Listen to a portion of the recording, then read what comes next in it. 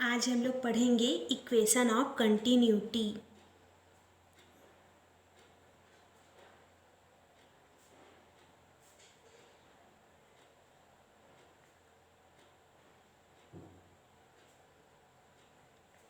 इसको हिंदी में कहा जाता है सातत्य समीकरण।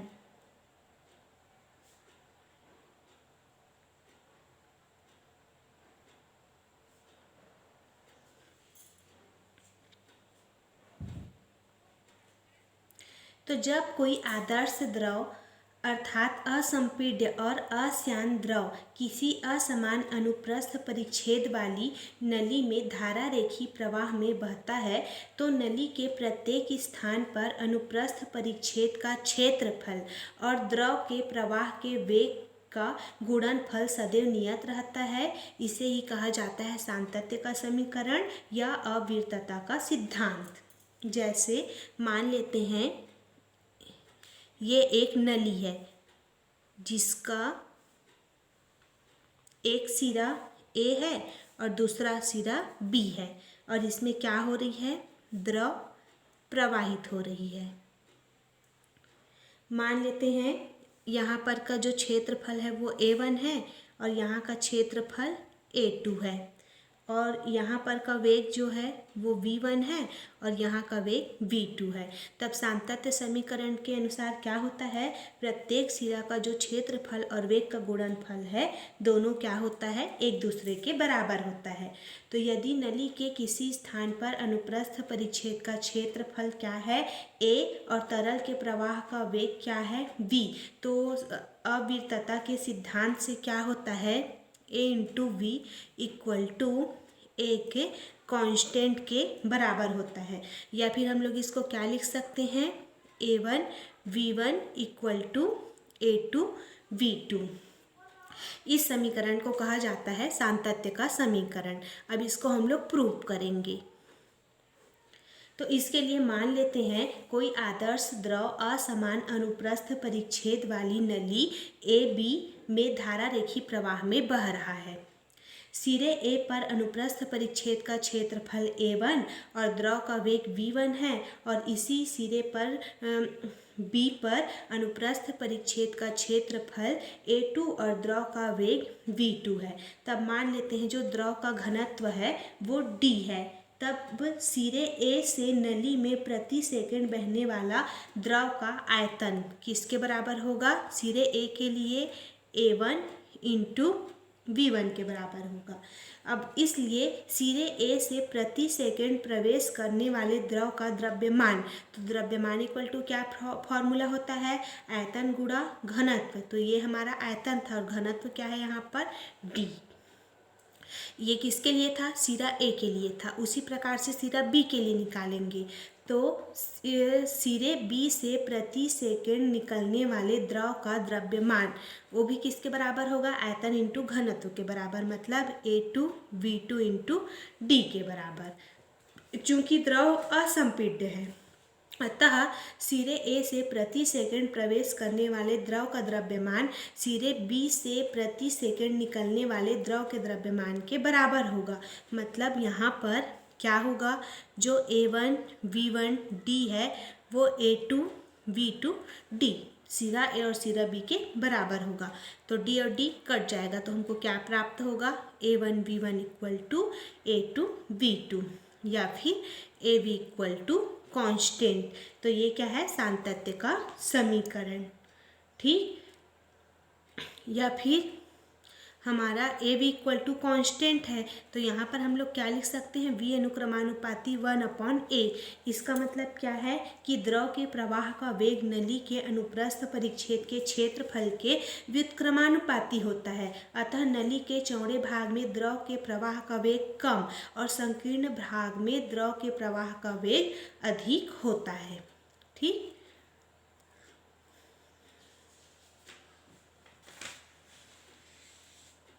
उसके बाद अगला टॉपिक हम लोग देखेंगे बर्नौली का प्रमेय।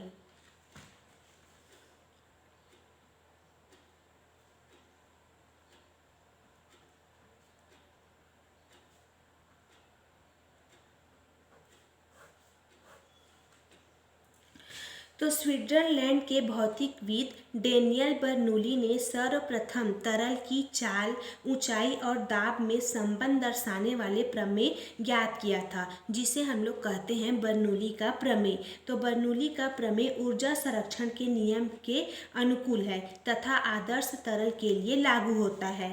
तो इस प्रमेय के अनुसार क्या होता है, जब कोई आदर्श द्रव अर्थात अश्यान और असंपीडित द्रव किसी नली में धारा रेखी प्रवाह में बहता है तो उसके मार्ग में प्रत्येक बिंदु पर एकांक आयतन की कुल ऊर्जा, अब एकांक आयतन की कुल ऊर्जा में रहता है गतिज ऊर्जा प्लस स्थितिज ऊर्जा प्लस दाब ऊर्जा, ये नियत रहती है, मतलब ये एक कांस्टेंट के बराबर होती है। ठीक, तो गतिज ऊर्जा को हम लोग किससे प्रदर्शित करते हैं, 1/2 dv² प्लस दाब ऊर्जा को कैपिटल P से प्लस स्थितिज ऊर्जा को dgH से।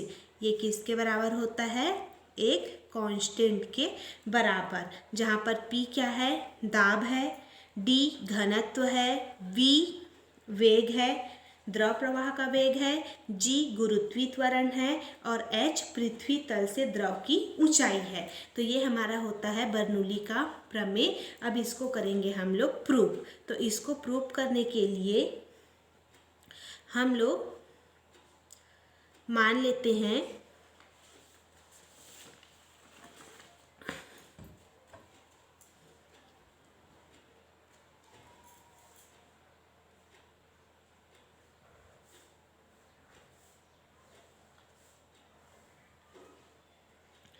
AB असमान परिच्छेद की एक नली है, ठीक, जिसमें द्रव का प्रवाह धारा रेखी हो रहा है।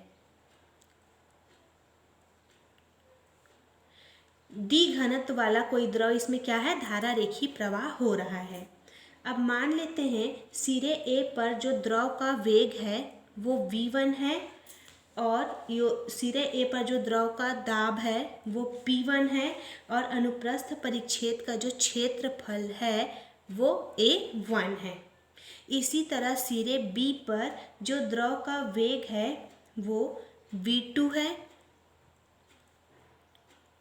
जो दाब है वो P2 है और अनुप्रस्थ परिच्छेद का जो क्षेत्रफल है वो A2 है। अब मान लेते हैं पृथ्वी तल से, ये हमारा पृथ्वी तल है और पृथ्वी तल से जो सिरा A है उसकी जो ऊंचाई है वो है H1 और सिरे B की जो ऊंचाई है वो है H2।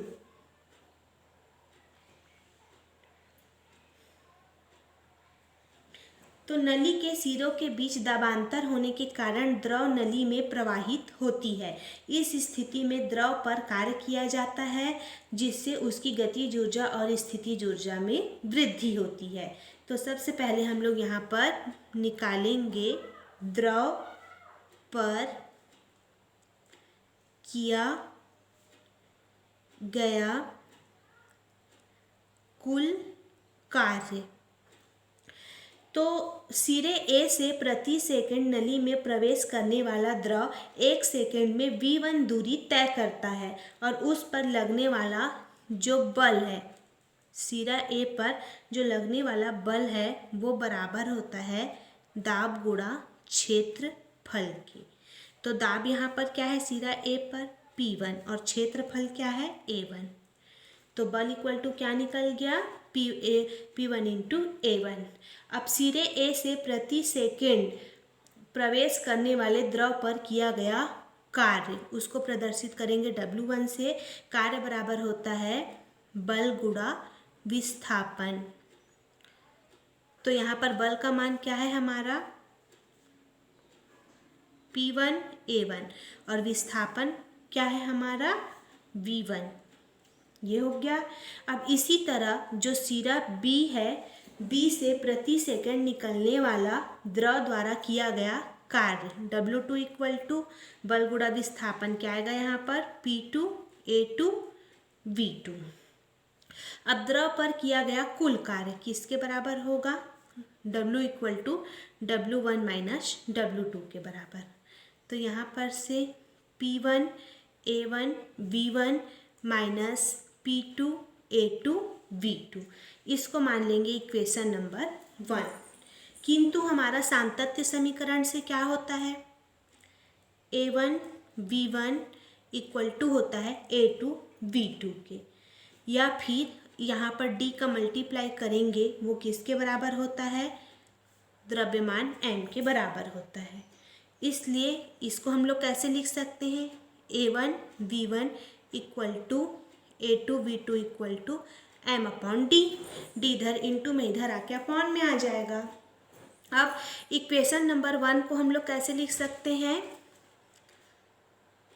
W equal to P1 A1 V1 के जगह M upon D minus P2 A2 V2 के जगह M अपॉन D ऐसे। या फिर हम लोग W इक्वल टू क्या लिख सकते हैं P1 माइनस P2 और M अपॉन D निकल जाएगा कोष्टक से बाहर। ये हो जाएगा इक्वेशन नंबर 2। ये क्या था हमारा द्रव पर किया गया कुल कार्य। अब हम लोग निकालेंगे अगला गतिज ऊर्जा में वृद्धि। बर्नौली के प्रमेय में 3 आया था, एक दाब, फिर गतिज ऊर्जा, फिर स्थितिज ऊर्जा। ये हमारा P वाला पोर्शन दाब का है। अब निकालेंगे गतिज ऊर्जा। तो गतिज ऊर्जा में वृद्धि तो सिरे A से प्रति सेकंड प्रवेश करने वाले द्रव की गतिज ऊर्जा उसको प्रदर्शित कर रहे हैं KR से, ठीक, इक्वल टू 1/2 mv²। लेकिन यहाँ पर सिरा A के लिए V1 है तो V1 का स्क्वायर। इसी तरह सिरे B से ये K1 है ना, सिरा A के लिए K1 है गतिज ऊर्जा।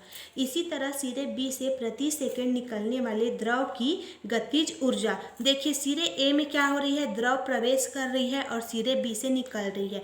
इसलिए यहाँ पर बोला जा रहा है कि सिरा A पर प्रति सेकंड प्रवेश करने वाली द्रव की गतिज ऊर्जा और इतना है K1 इक्वल टू 1/2 mv², और सिरा B से प्रति सेकंड निकलने वाली द्रव की गतिज ऊर्जा K2 इक्वल टू 1/2 mv²। अब द्रव की गतिज ऊर्जा में वृद्धि, तो द्रव की गतिज ऊर्जा में वृद्धि निकालेंगे। द्रव की गतिज ऊर्जा में वृद्धि किसके बराबर होगी K2 माइनस K1 के बराबर। तो K2 का मान है 1/2 और M दोनों में से कॉमन निकल जाएगा और V2² माइनस V1², इतना निकलेगा। इसको मान लेंगे इक्वेशन नंबर 3। अब अगला निकालेंगे हम लोग स्थितिज ऊर्जा में वृद्धि। स्थितिज ऊर्जा में वृद्धि तो सिरा A में से प्रति सेकंड प्रवेश करने वाली द्रव की स्थितिज ऊर्जा को U1 से प्रदर्शित करेंगे। U1 इक्वल टू होगा mgh1। उसी प्रकार सिरा B से प्रति सेकंड निकलने वाली द्रव की स्थितिज ऊर्जा वो होगी U2 इक्वल टू क्या हो जाएगा mgh2। या फिर हम लोग निकालेंगे उसके बाद द्रव की स्थितिज ऊर्जा में वृद्धि किसके बराबर होगी U2 माइनस U1 के बराबर। तो हमारा U2 का मान दोनों में से क्या होगा mg कॉमन निकल जाएगा और कोष्टक में h2 माइनस h1। ये हो गया इक्वेशन नंबर 4। अब ऊर्जा संरक्षण के नियम से क्या होता है द्रव पर जो किया गया कुल कार्य है वो द्रव की गतिज ऊर्जा में वृद्धि और द्रव की स्थितिज ऊर्जा में वृद्धि दोनों के योगफल के बराबर होती है। तो किया गया कुल कार्य हमारा क्या है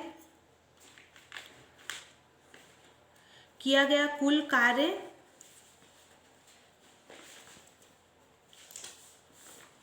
देखिए, किया गया कुल कार्य क्या है, W इक्वल टू स्थितिज ऊर्जा में वृद्धि प्लस गतिज ऊर्जा में वृद्धि। W इक्वल टू क्या है, P1 माइनस P2 कोष्टक में m/d इक्वल टू गतिज ऊर्जा में वृद्धि क्या है, 1/2 m V2 square minus V1 square, इतना मान निकला था। प्लस स्थितिज ऊर्जा में वृद्धि का मान क्या निकला था हमारा, mg h2 माइनस h1, इतना निकला है। अब इसको सॉल्व करेंगे तो क्या हो जाएगा हमारा, दोनों पक्ष में से तो m और m कॉमन निकल के कट जाएगा, तो क्या बचेगा, P1 माइनस P2, और d का क्या करते हैं, इधर मल्टीप्लाई कर देते हैं, तो 1/2 into d V2 square minus V1 square plus m cut गया है, क्या आ जाएगा यहाँ पर, dg कोष्टक में h2 माइनस h1, इतना आएगा। अब इसके बाद हम लोग P1 वाले को एक तरफ और P2 वाले को एक तरफ पक्षांतर कर देंगे, तो ये हमारा P1 है। ठीक, अब ये देखो ये माइनस में है, इधर आके प्लस हो जाएगा, क्या होगा, 1/2 d V1 स्क्वेयर, ये भी माइनस में इधर आके प्लस हो जाएगा, क्या हो जाएगा, dg h1।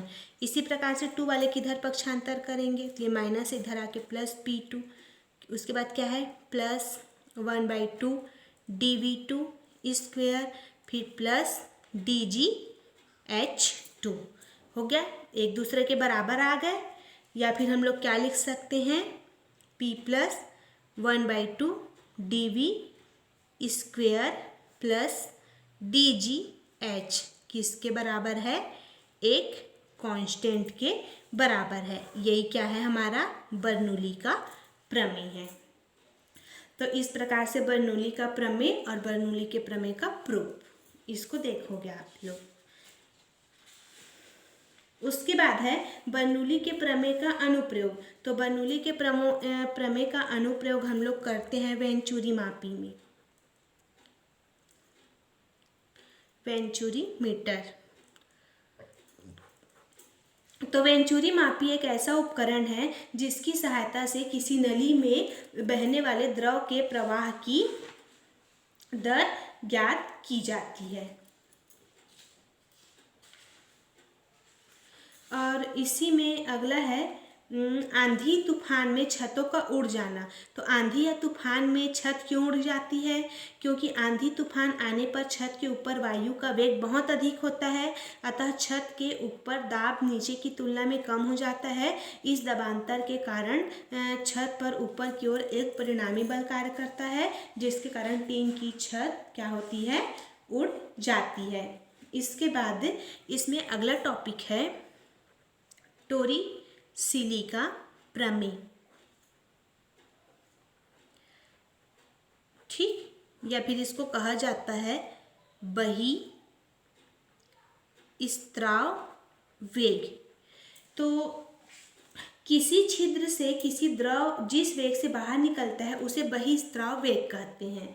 तो टोरिसेली के अनुसार किसी छिद्र से किसी द्रव का बहिस्त्राव उस वेग के बराबर होता है जिसे कोई वस्तु द्रव के स्वतंत्र पृष्ठ से छिद्र तक स्वतंत्रता पूर्वक गिरने पर प्राप्त करता है। इसे हम लोग कहते हैं टोरिसेली का प्रमेय। और ये भी मतलब एक डायग्राम बनाना है और उसी डायग्राम से रिलेटेड है बर्नौली के प्रमेय के थ्रू। तो इसको आप लोग पढ़ के देखिएगा, टोरिसेली का प्रमेय। इसके बाद यहाँ पर से तरलों का यांत्रिक गुण का सेकंड पार्ट का जो चैप्टर है वो कंप्लीट होता है।